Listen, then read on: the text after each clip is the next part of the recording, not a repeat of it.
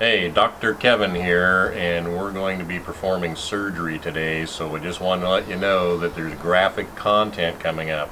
We're going to be performing a mattress surgery for the Sprinter van build out, so just be aware before you continue on with our video today.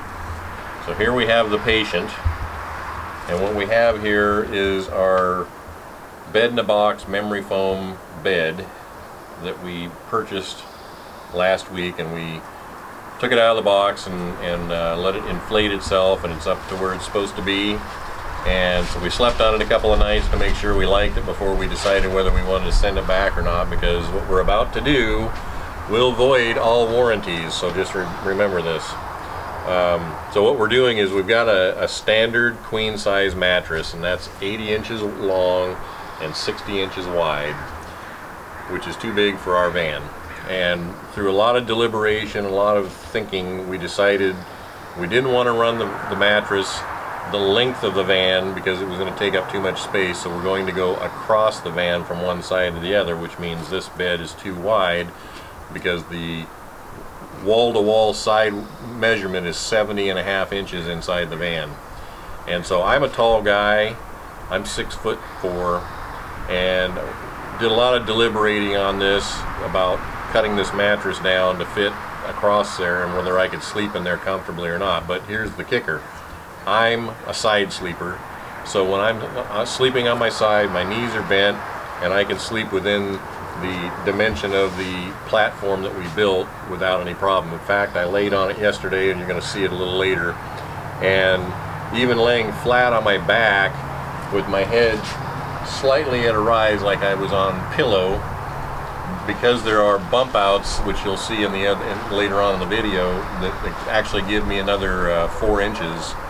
I can stretch out and lay flat on my back if I want to. Barely, but it works. So they have a thing called an RV queen, which is a shorter mattress by about 5 inches than a regular standard size queen, but we couldn't find one, so we went ahead and bought the regular queen. And so what we did was we unzipped the cover that comes on this mattress, and then inside there's kind of a muslin bag that it sits inside of, and that's just sewn shut. So we took a pair of scissors and cut it open and exposed it back. So we got our epidermis and our dermis here, if you will, to be graphic. And then we decided we wanted to go to, what do we say, 69 inches? 69 inches from head to foot would work inside there. We didn't want it touching the sides of the van because we were concerned with condensation, so we just wanted a little bit shorter than the width of the van, plus we haven't built the van out yet, and so we have wall material that's going to add to this measurement from one side to the other. So we went ahead and marked with a black marker some reference points along the end of the mattress here where 69 inches lands, and then we took a straight edge and drew a line all the way across here, nice and straight, so we have something to follow as a guide. And we're outside here laying on a piece of plywood on sawhorses, so we can support the mattress, because it's kind of a boneless chicken otherwise, and it's just going to flop around and then we won't get a straight cut.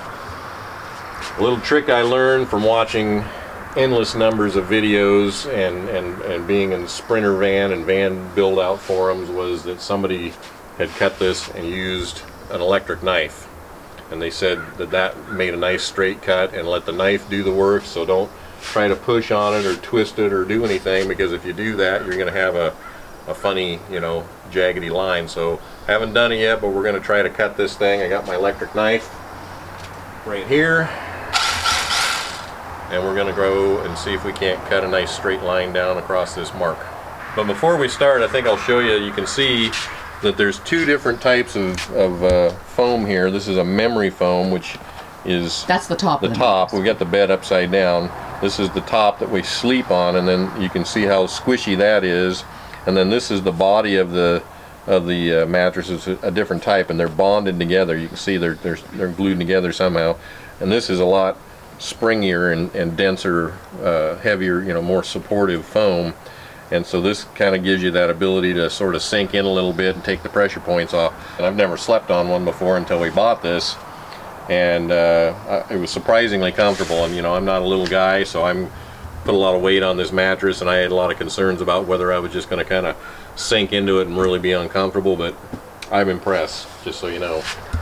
So we're going to go ahead and give this a whirl here, and we'll set up the camera shot so we can get this cut and see how it goes.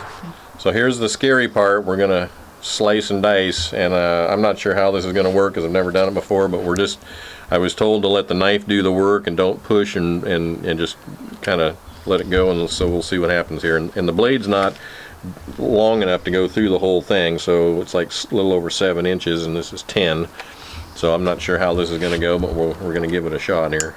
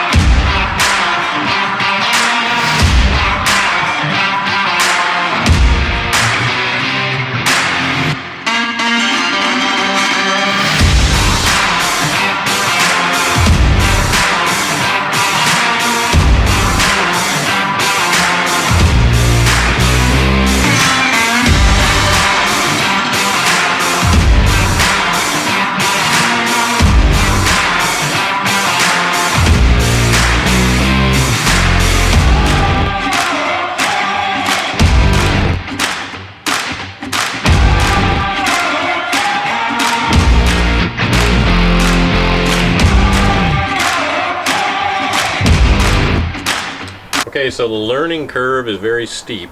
You get one shot at this, and the one thing that I found out was I was so busy worrying about whether my knife was staying on the line that I wasn't paying attention to how level I was holding the knife, and so I got a little bit off going in here and didn't notice it until the end, and so I cut it at a little bit of an angle this way.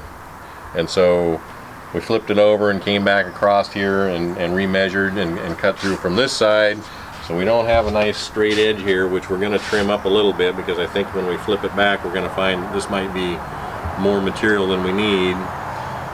But this is going to be at the foot of our bed, and we're going to pull this mattress cover back in here, so it's not going to be a big deal aesthetically, but just living and learning. Just make sure when you're running the knife, don't angle it. Make sure you keep it straight up and down as you're following your mark there. So that's how we're looking at it. We're going to go test fit it and see how we do. I think we'll wind up, we got this nice big hunk of mattress here that we might find some kind of a maybe we do cushions for our bench seats we're thinking about doing.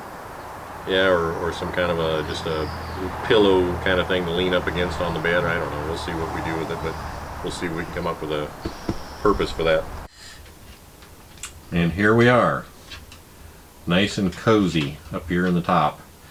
And I'm actually, as big as I am, I can lay back pretty much flat here, because I got these bump outs. I'll get in the right spot. If I got a pillow under my head, I can lay out flat. And I can sleep easily on my side.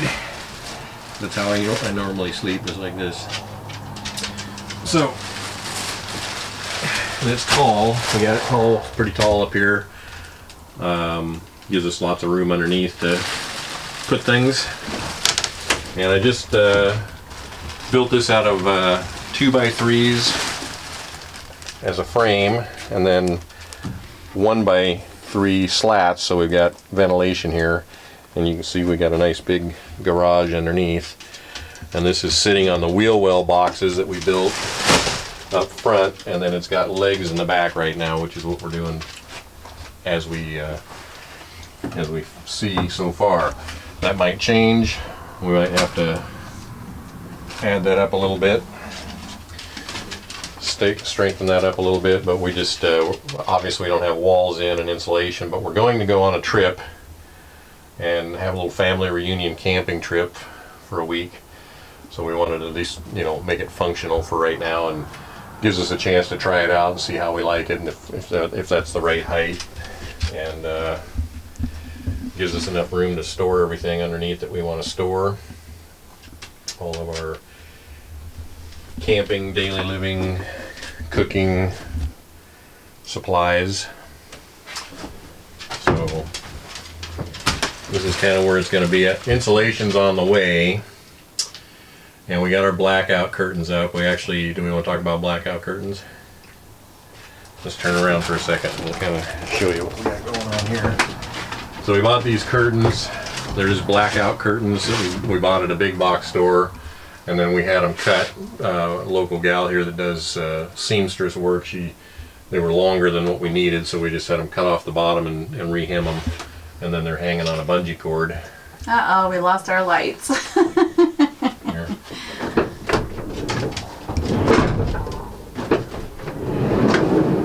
I don't know if that'll turn them back on. Just to open the door. Anyway, a couple things we wanted to do here. One was obviously give ourselves some sort of a security / privacy curtain here, and they're split, so we got 2 curtains here. And then also we're going to go on the other side of the state where it's a heck of a lot warmer than it is over here, and that air conditioner I don't think is going to condition the entire van from the cab. So we wanted to make sure we kind of hold the climate control at least up in the cab while we're driving, and keep that area comfortable while we were going across the state where it's going to be up in the 80s and 90s. There's Velcro that we had her sew on so that we can clip them together in the middle, and then we're going to have one side attached to the middle side of the van here so we can clip them on over there and keep it hanging on either side, blackout all the way from one side to the other. And we got a bungee cord holding it up across there right now. I don't know if that'll change or not, but it's working. So that's where it's at. That was way less expensive than buying one done. Yeah, for sure. I mean, anything you buy that's being custom done for van life seems to be ridiculously expensive. So it's interesting to go. What did we save on doing this? I mean, it was less than half the price. The whole thing was $65 with a cool little tie back she did for us. And to buy one, I couldn't find anything less than $300. Yeah, which is bananas. We're going to be having a bug screen with the magnetic door, center in here. So that's another thing we got to get fitted in here. We're probably going to have to do some customizing because we just bought one for not storm doors, but French doors, like on a house. And then we're going to fit it to this door frame here so that we've got a way to keep the insects out for the most part, and then the magnets keep it shut as you go in and out that way.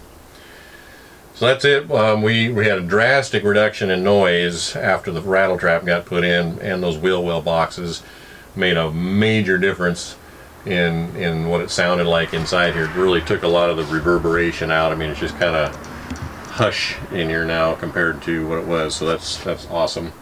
So we're gonna go have some fun with it. We're gonna go, live out of it a little bit for over a week, huh? Yeah, almost 2 weeks. Almost 2 weeks that we'll be in the van, living out of it as it is. And that's going to give us some good perspective, I think, on what we want and what we like, and whether or not we want to, change anything configuration-wise. But we're liking how things are laid out so far. We're going to go from there. See you on the next video.